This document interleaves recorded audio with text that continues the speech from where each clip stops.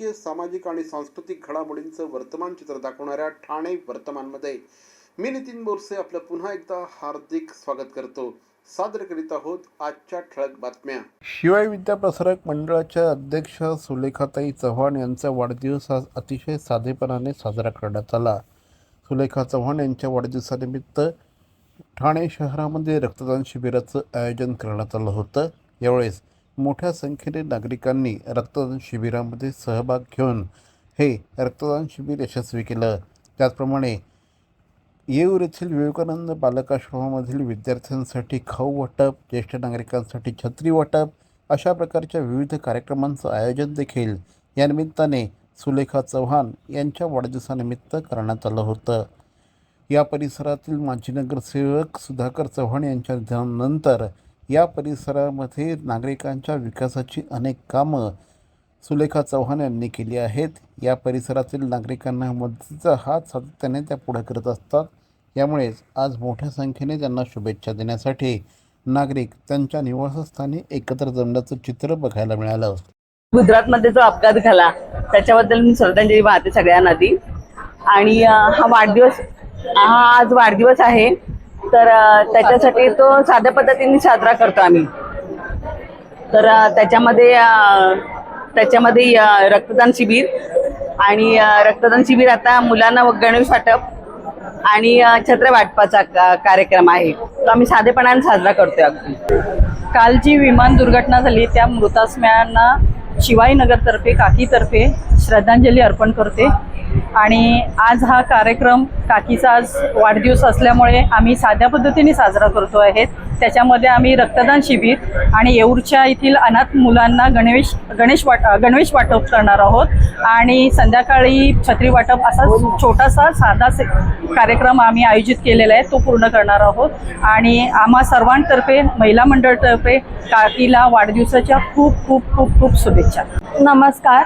शिवाय विद्या प्रसारक मंडळाकडून श्रीमती सुलेखाताई सुधाकर चव्हाण यांना वाढदिवसाच्या खूप खूप शुभेच्छा. आणि जी काल काही दुर्घटना झाली, एअर इंडियाचं फ्लाईट जे कोलॅप्स झालं, त्याच्यासाठी मी सर्व जणांना आमच्या संस्थेकडून भावपूर्ण श्रद्धांजली अर्पण करते. तसंच आमचे जे काही कार्यक्रम होते ते आम्ही खूपच थोडक्यात साजरी करणार आहोत. आज शाळेनी ब्लड डोनेशन कॅम्प आयोजित केला आहे. तसंच आश्रमात विद्यार्थ्यांना युनिफॉर्म वाटपाचा कार्यक्रम आहे व रात्री शिवाईनगरच्या सभासदांना व सगळ्या नागरिकांना छत्री वाटपाचा कार्यक्रम एवढंच आम्ही ठेवला आहे. ठाणे महानगरपालिका क्षेत्रात सार्वजनिक आरोग्य विभागाच्या वतीने 16 जून ते 31 जुलै या कालावधीमध्ये अतिसार थांबवा ही मोहीम राबवण्यात येणार आहे. या मोहिमेअंतर्गत 0 ते 5 वर्षाखालील अतिसार बाधित मुलांना ORS पाकिट तसंच झिंकची गोळी यांचं वाटप कार्यकर्त्यांच्या मार्फत केलं जाणार आहे. तसंच अंगणवाडी आरोग्य केंद्रामधून ORS घोल तयार करण्याचे हात धुण्याची प्रात्यक्षिके करण्यात येणार आहेत. तसंच संस्था स्तरावर ORS कॉर्नरची स्थापना करणं, जलशुष्कतेने बाधित रुग्णांचे उपचार केले जाणार असून अतिसाराबाबत कोणतीही लक्षणं आढळल्यास नागरिकांनी महापालिकेच्या नजीकच्या आरोग्य केंद्राशी संपर्क साधावं असं आवाहन करण्यात आलं आहे.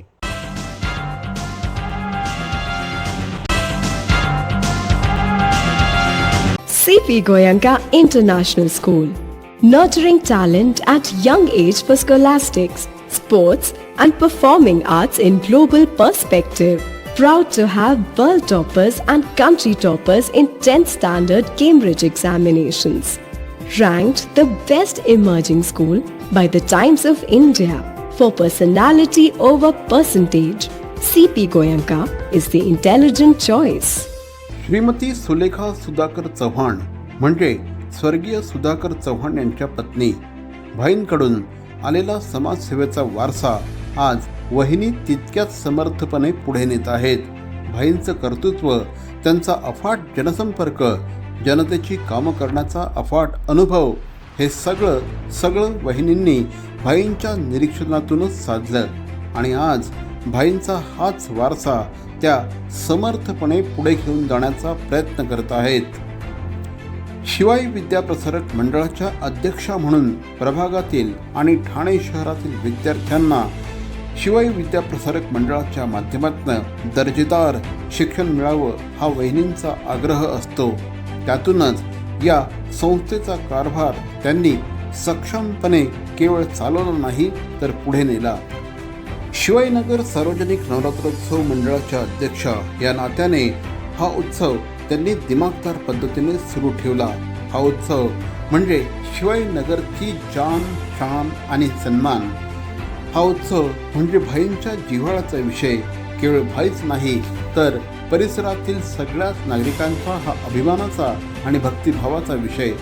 भाईंची शिकवण डोळ्यासमोर ठेवून वहिनींनी हा उत्सव त्याच दिमाखामध्ये सुरू ठेवला आहे. सुधाकर चव्हाण फाउंडेशनच्या माध्यमातून जनसेवेचा वसा अखंडपणे सुरू आहे. आदरणीय वहिनींना तमाम कार्यकर्त्यांच्या वतीने वाढदिवसाच्या हार्दिक शुभेच्छा. ठाणे महानगरपालिकेचे मालमत्ता कर म्हणजेच प्रॉपर्टी टॅक्स भरण्याचे आवाहन. सन 2022-23 या आर्थिक वर्षाचे मालमत्ता कराचे म्हणजेच प्रॉपर्टी टॅक्सचे बिल ठाणेकर करदात्यांना महापालिकेमार्फत आर्थिक वर्षाच्या सुरुवातीस म्हणजेच माहे एप्रिल 2022 मध्ये देण्यात आलेले आहे. तथापि अद्यापही काही करदात्यांनी मालमत्ता कर महापालिकेकडे जमा केलेला नाही. सध्या आर्थिक वर्षाचा अंतिम टप्पा सुरू झाला आहे. मालमत्ता कर वसुलीसाठी महापालिकेतर्फे कडक कारवाई हाती घेण्यात आली आहे. या अंतर्गत जंगम मालमत्ता, टीव्ही, फ्रीज, वाहन व इतर जप्त करणे तसेच स्थावर मालमत्ता वॉरंट बजावून जप्त करण्यात येत असून मालमत्तेचा जाहीर विक्रीद्वारे लिलाव करून कराची रक्कम वसूल करण्यात येत आहे.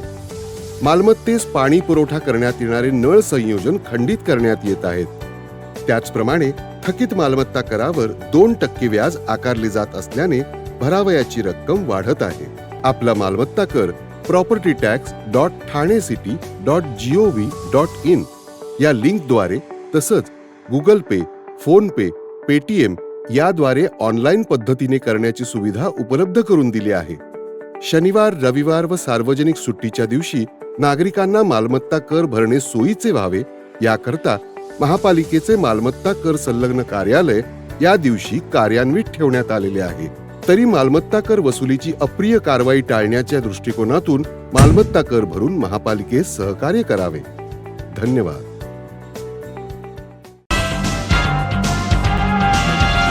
पावसामुळे शहरातील ज्या सखल भागात पाणी साचतं अशा ठिकाणांची पाहणी आज महापालिका आयुक्त सौरभ राव यांनी अधिकाऱ्यांसमवेत केली.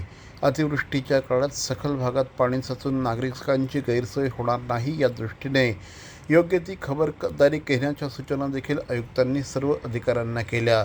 सखल भागात पाणी साचलं पंपाच्या सहाय्याने नाल्यात सोडण्याच्या दृष्टीने कार्यवाही करावी. तसंच रस्त्यावरील पावसाळी गटारं पुन्हा स्वच्छ करावीत जेणेकरून पाणी वाहून नेण्याची क्षमता वाढेल.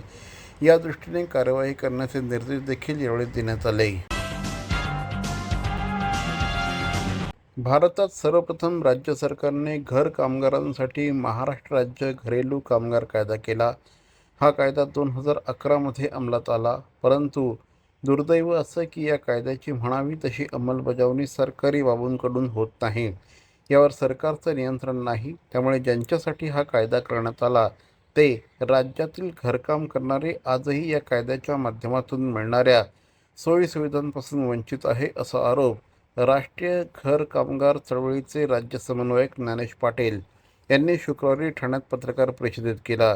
शिवाय आंतरराष्ट्रीय घर कामगार दिनानिमित्त अर्थात 16 जूनला ठाण्यात शासकीय विश्रामगृहाजवळ मानवी साखळीचं आयोजन करण्यात आल्याचं देखील यावेळेस त्यांनी सांगितलं. राज्यभर जे कार्यक्रम होतात त्याच्यात 2 प्रमुख कार्यक्रम असे आहेत की एकंदर घरेलू कामगार कल्याण मंडळ सक्षम व्हावं या अर्थाने आपलं माननीय आयुक्त कार्यालय राज्याचं त्यांनी पुढाकार घ्यावा, माननीय असंघटित कामगार आयुक्त यांनी पुढाकार घ्यावा, प्रत्येक जिल्ह्या ठिकाणी घरेलू कामगार कल्याण मंडळ स्वतंत्र स्थापन करावं आणि त्याच्यामध्ये प्रामुख्याने आज जो प्रत्यक्षात कायदा आहे जो भारतामध्ये कुठेच नव्हता तो आपल्याकडे आहे राज्यामध्ये 2008 साली आलेला घरेलू कामगार कल्याण मंडळ कायदा.